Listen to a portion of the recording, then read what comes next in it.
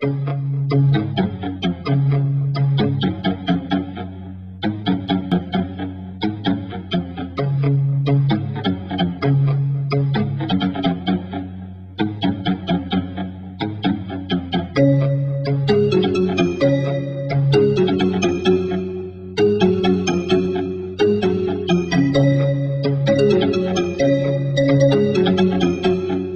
year, the proud cultural heritage of Tagum City's indigenous peoples take center stage on solemn rituals.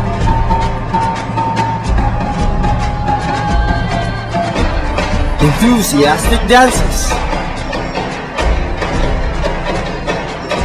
vibrant chants and yells, sumptuous cuisines, to colorful costumes and accessories. All of these best summarize the sights and sounds of the Kaimunan Festival. Join me as I give you a peek of the colorful tapestry of Tagum City's indigenous people's community. I'm Leo Timogan, and this is Centerstage.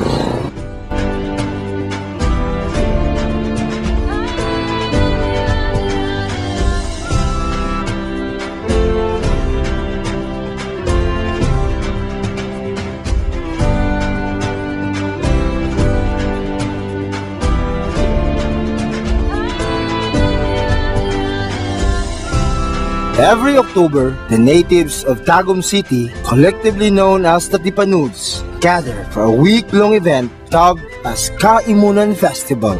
Now in its 11th year, the Kaimunan Festival banks on its jovial exhibition of the rich customs and traditions of the IP community of Tagum City, considered to be the first settlers of Magugpo, Tagum's former name. Just like in the past years, the latest installment of the event was truly a sight to behold and undeniably a feast for all the senses. Just like any other festivals, there's an exhibition of the IP's unique dances, songs and music.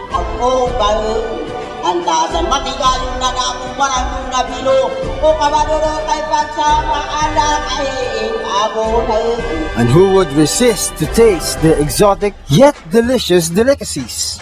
Indeed, the Kaimunan Festival offers a whole spectrum of description. The event coincides with the nationwide celebration of the Indigenous Peoples Month as a way of recognition and protection of the rights of the indigenous cultural communities within the framework of national unity and development. The Kaimunan, behind the revelries and merrymaking, is actually a thanksgiving to Magbabaya, the name of their god, for his generosity.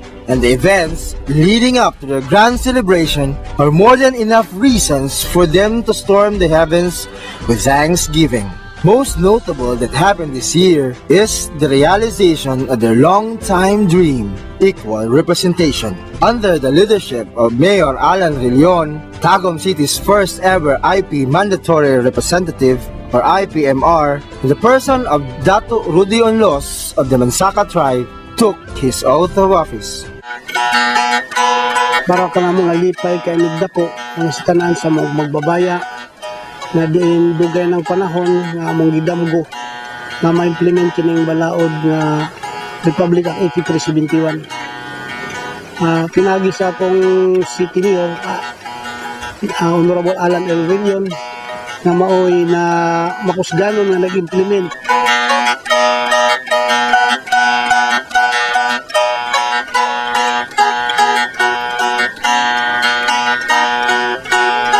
Manang ang tipanig sa Tagum, di pa ikay ni nga mapaabot, mapasibaw na yun ang among tingog, di ka nga sa barangay, kung nga sa atong syudad.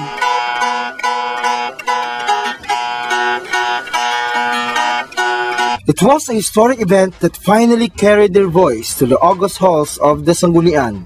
Aside from the City Council, 18 IPMRs are also included in various barangays of Tagum. Well, this is considered to be the culmination of their long struggle to carry the collective voice in legislative bodies. The journey has just begun and gigantic tasks loom in the horizon. The local government puts premium on safeguarding the city's cultural heritage. In fact, the promotion and preservation of culture is among the development trusts of the Relion administration under the Eagle Wings program. The plans have been laid out, and the desired outcomes seem to be promising. Highlight perhaps of this will be the construction of a tribal village, a living museum where they can show to the society, especially the youth, a vibrant way of life. Pasalamat niyo sa tagal lang ng magbabaya, kung labi na sa kasamtangan administration na nag-implementa niya na pinaagi niya ng tribal village, maintak ang mga tribo dito sa siyudad sa Tagum. Sabi na po namin nasa ulog na Timogan.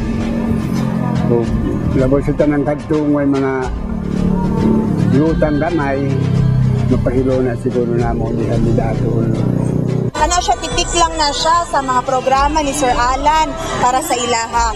As what he has mentioned in his speech earlier, naghan tayo mga points na gusto niya gyud na mahitabo gyud para sa ato ang IT communities. And most of that na-checkan naman, di ba, katong 5 points. So katong pinakalas, ang tribal village, we have already started with the initial consultation for the development plan. Na-visit na po sa ato ang mga biya o mga dato ang possible na area for the tribal village.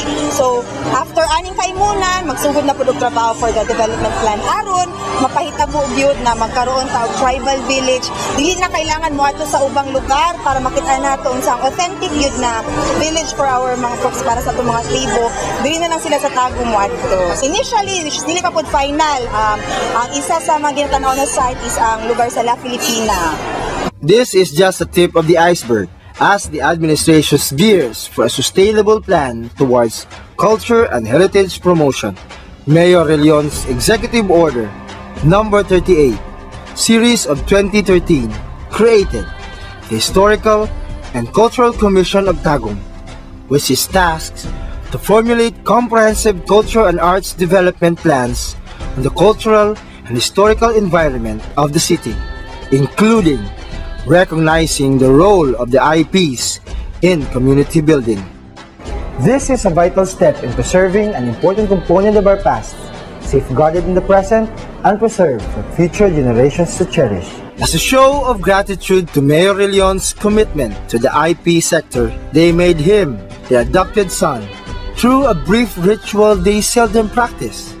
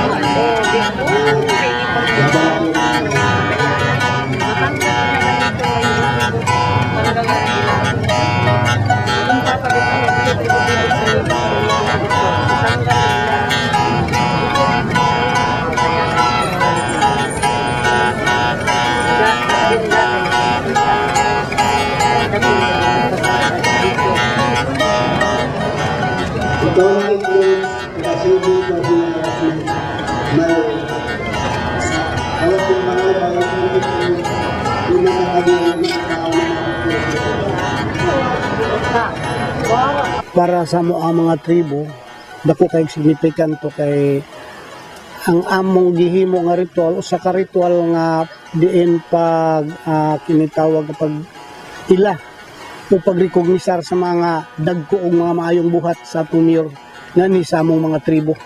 Nga din para kanamo sa dugay na namong gipanglantaw, niabot na gayud ang among gipanglantaw. Din nga ang atong mayor, atong amahan karon nga si Honorable Alan Relion nga din nag-implement yun sa balaod nga Republic Act 8371.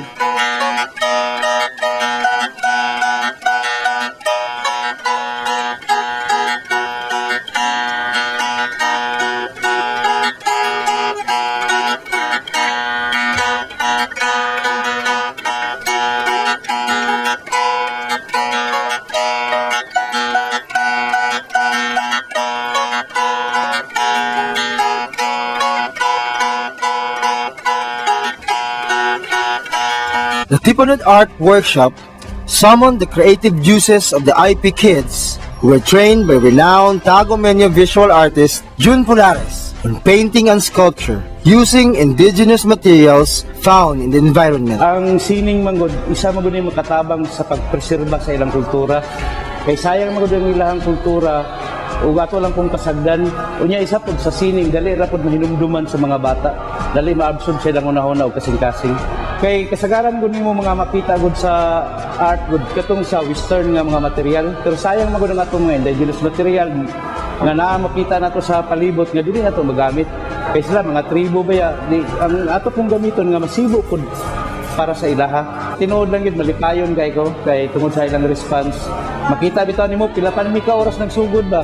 Pero nakita nimo ang ilang pasyon, ang ilang kakugi, ang ilaha bitaw kahilig yun nga makatun.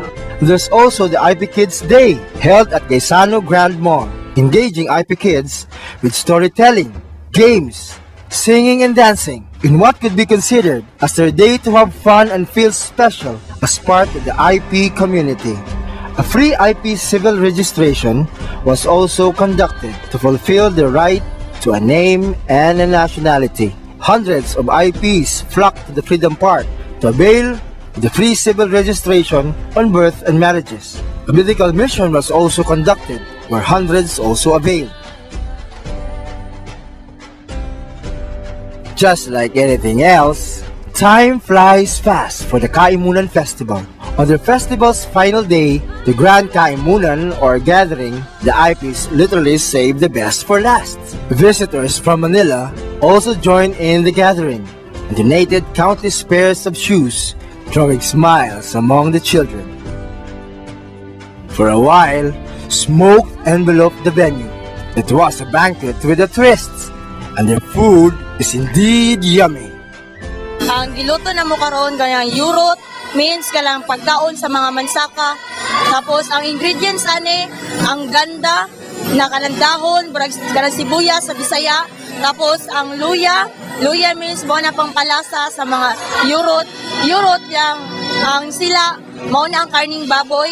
Tapos ang tangad mao na pangpahumot sa para malasa ang among giluto dire. Then ang asin pangpalasa gyapon og ang mamot means kanang mamot dili na mi magsahol og mga sibuyas, dahon or bumbay mao na ni siya diretso na ni siya na mamot para sa malasa.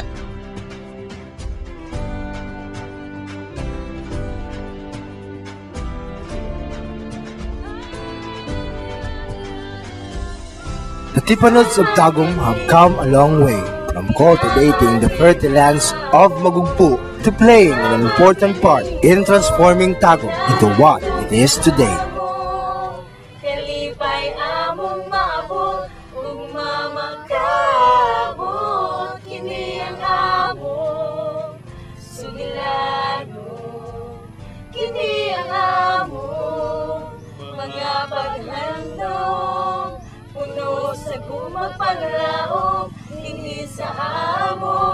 Ang among paglantaw nga kami mo uswag labi na sa among kultura, mga pagtuon, labi na sa among panginabuhi. Kaya tinong nagapasalamat kami nga supad na implementan murag doon na kausaban sa among komunidad. As the cliche goes, we can never reach our destination without looking back to where we come from. And most importantly, as what the Kaimunan implies, we achieve all of this because Magbabaya guides us from above. The 5-day festival may end, the task of highlighting the unique IP culture goes on. Until our next episode, thanks for joining us. I am Leo Timogan and this is Centerstage. Tagumpay! Tagumpay! Tagumpay!